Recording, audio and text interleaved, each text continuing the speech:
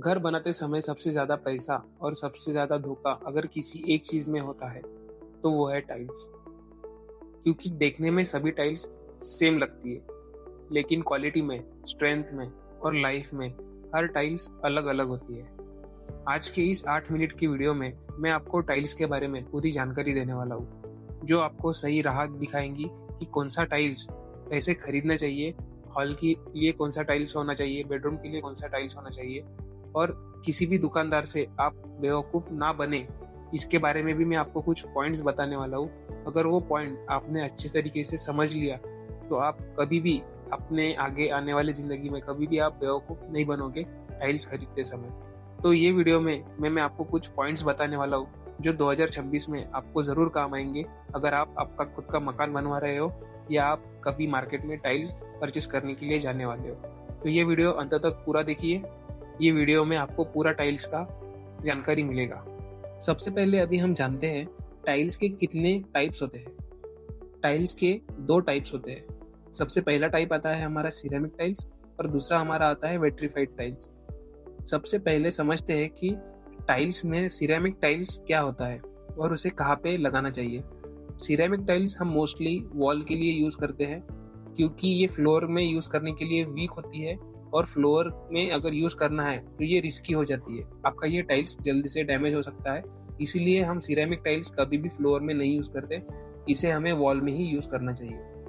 Vitrified tiles हमेशा strong होती है, इनका वाटर एब्जॉर्प्शन ये लो होता है, ये कम पानी एब्जॉर्ब करती है, इसीलिए हम इसे फ्लोर में लगा सकते हैं और ये फ्लोर के लिए बहुत हार्ड एंड फास्ट होता है, क्योंकि इसका ड्यूरेबिलिटी पीरियड ज़्यादा होता है सिरेमिक टाइल्स के कंपेयर में। तो कभी भी याद रखिए, फ्लोर के लिए विट्रिफाइड खरीदिए और वॉल के लिए सिरेमिक टाइल्स खरीदिए। हमेशा मार्केट में आपको ये बात बताया जाता है कि फ्लोर टाइल्स में और वॉल टाइल्स सबसे ज़्यादा पतली होती है फ्लोर टाइल्स के मुकाबले। वॉल टाइल्स अगर फ्लोर पे लगाई तो वो 101% आपको क्रैक देगी, वो इन फ्यूचर क्रैक हो जाएगा। इसीलिए आपने डीलर से पूछना है क्लियरली कि ये टाइल्स फ्लोर ग्रेड है या वॉल ग्रेड है, तो उससे आपको क्लियरली पता चल जाएगा कि कौन सी टाइल्स आपको दीवार पे लगाना है और कौन सी टाइल्स आपको फ्लोर पे लगाना है। तो अभी हम बात करने वाले हैं मार्केट में टाइल्स कौन से साइज की अवेलेबल है, उसके बारे में मैं आपको जानकारी देने वाला हूँ। तो मोस्ट पॉपुलर साइजेस जो हम यूज़ करते हैं हमारे कंस्ट्रक्शन में, तो वो 2x2 यानी 600x600 mm की एक टाइल्स होती है और दूसरी 2x4 यानी 600x1200 mm की एक टाइल्स होती है। तो जो 2x2 की टाइल्स होती है वो हम जनरली यूज़ करते थे, बट अभी लेटेस्ट आज 2026 में अगर कहाँ पे भी आपको टाइल्स लगवाना हो तो हम 2x4 की ये टाइल्स यूज़ करते हैं, जो कि आपके घर को एकदम प्रीमियम लुक देगा। मार्केट में इससे भी बड़ी साइज की टाइल्स अवेलेबल है, बट वो टाइल्स आपको तभी चूज करना चाहिए जब आपका स्क्वायर फीट एरिया बड़ा हो और रूम की साइज अगर बड़ी हो तभी।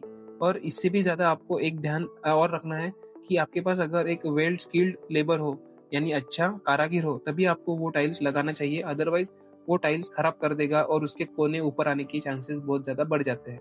कभी भी टाइल्स खरीदते समय हम एक सबसे बड़ी गलती ये कर देते हैं कि हम टाइल्स का डिज़ाइन देख के उसे पसंद कर लेते हैं, फिर चाहे वो थिकनेस में कम ही क्यों ना हो तब भी हम उसे पसंद कर लेते हैं, बट ये सरासर गलत है। आपको टाइल्स का थिकनेस ये हमेशा चेक करना चाहिए। फ्लोर टाइल्स का थिकनेस हमेशा मिनिमम 8 mm से लेकर 10 mm तक ये होना चाहिए, उससे कम भी नहीं होना चाहिए और 10 mm से ज़्यादा भी नहीं होना चाहिए। 8 से लेकर 10 mm के बीच में आपका टाइल्स का थिकनेस ये हमेशा होना चाहिए, तभी वो फर्स्ट क्लास टाइल्स ये हम मान सकते हैं। टाइल्स फाइनल हो जाने के बाद में हमें करना होता है वाटर एब्जॉर्प्शन टेस्ट। यहाँ पे आपने टाइल्स अगर फाइनल कर लिया हो तो वो टाइल्स को बाहर निकाल के उसके बैक साइड में हमें पानी डालना है और 5 मिनट के लिए रुक जाना है। अगर वो पानी सोख हो गया तो वो टाइल्स की क्वालिटी बहुत खराब है, उसका वाटर एब्जॉर्प्शन रेशो ये ज़्यादा हो जाता है। कभी भी आपको टाइल्स का वाटर एब्जॉर्प्शन रेशो 0.5% से ज़्यादा नहीं होना चाहिए।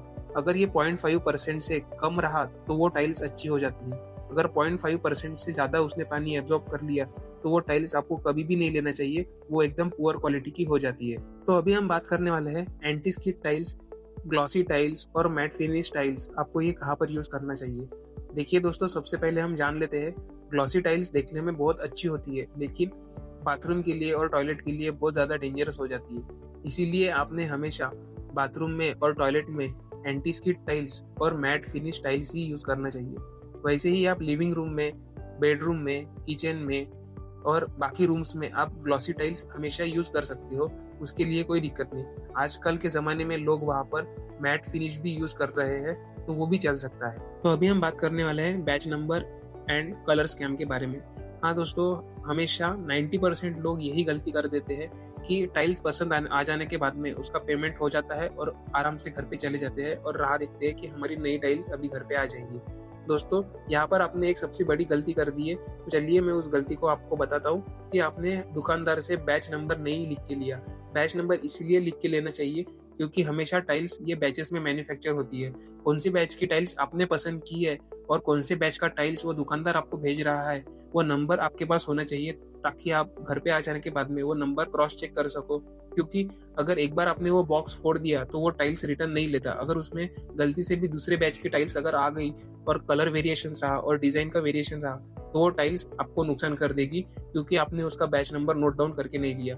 क्योंकि हमेशा सेम बैच में अलग अलग ब्रांड्स होते हैं, अलग अलग साइजेस होते हैं, अलग अलग शेड्स होते हैं। तो आपका कौन से पर्टिकुलर बैच नंबर का टाइल्स आपने पसंद किया था उसके बदौलत ही आपको पता चलेगा। इसीलिए बैच नंबर बहुत ज्यादा इंपॉर्टेंट हो जाता है कभी भी टाइल्स पसंद करते समय। 2026 में टाइल्स का रेट क्या चल रहा है आपको अगर जानना हो तो चलिए मैं आपको बताता हूँ। सिरेमिक टाइल्स, विट्रीफाइड टाइल्स और प्रीमियम टाइल्स में क्या रेट का डिफरेंस आता है, सबसे सस्ता कौन सा रहता है और सबसे महंगा कौन सा रहता है, तो चलिए जानते हैं। सिरेमिक टाइल्स हमेशा सस्ता मिलता है विट्रीफाइड से।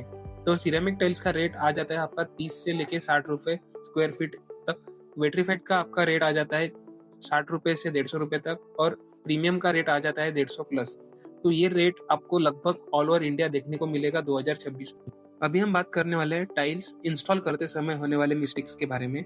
अगर आपने महंगे से भी महंगी टाइल्स अगर खरीद ली हो मार्केट में से, पर आपका इंस्टॉल करने वाला आदमी या आपका मिस्त्री या आपका कारीगर ही खराब रहेगा या अनस्किल्ड रहेगा, तो वो आपके प्रीमियम टाइल्स को पूरी तरीके से बर्बाद कर देगा। इसीलिए जितना महंगा टाइल्स आप खरीद रहे हो उतना ही अच्छा आपको कारागिर ये यूज करना चाहिए आपके काम के लिए। तो कभी भी आप सस्ते कारागिर के पीछे मत दौड़िए 2 रुपए बचाने के लिए। तो एंड में वो क्या कर देगा कि जितना महंगा आपने टाइल्स लगाया है और खरीदा है वो लगाते समय कुछ ना कुछ गड़बड़ कर देगा और उसका जो वैल्यू है वो टाइल्स का 0 हो जाएगा। इसीलिए हमेशा अच्छी तरीके से सोच समझकर किसी भी आदमी को चुनिए या एक इंजीनियर हायर कर लीजिए जो कि आपके काम को बेहतर से बेहतर सुपरवाइज करके आपको एक अच्छा क्वालिटी का टाइल्स वर्क ये लाके देगा। हमारा घर कंस्ट्रक्शन हो जाने के बाद में टाइल्स एक ऐसी चीज होती है जो सबके नजर में आती है। अगर सबके नजर में आने वाली चीज ही आपने गड़बड़ कर दी तो आपके पूरे घर का जो ओवरऑल लुक है वो पूरा डैमेज हो जाता है। इसीलिए मैंने ये वीडियो में बहुत चीजें कवर करने का कोशिश किया है कि मैं आपको शुरू से बता सकूं कि आप टाइल्स खरीदते समय जो गलतियां करते हो वो गलतियां ना कर सके और आपके अच्छे खासे लाख से 1.5 लाख रुपए टाइल्स में आपके बच जाए। तो ये वीडियो में आपको मैंने सब कुछ बता दिया है, हमारे तरफ से टाइल्स का नॉलेज मैंने पूरा दे दिया है। तो ये वीडियो आप जरूर आपके फ्रेंड्स के साथ, आपके दोस्तों के साथ शेयर जरूर करिएगा और मुझे ऐसे ही मोटिवेशन दीजिएगा कि मैं आपकी मदद कर सकूं और आने वाले आगे इंटीरियर्स के बारे में और वीडियो मैं बना सकूं। तो ये वीडियो को लाइक करिए, शेयर करिए और हमारे चैनल को प्लीज सब्सक्राइब करिए। तो चलिए मिलते हैं नेक्स्ट वीडियो के साथ में, तब तक के लिए धन्यवाद।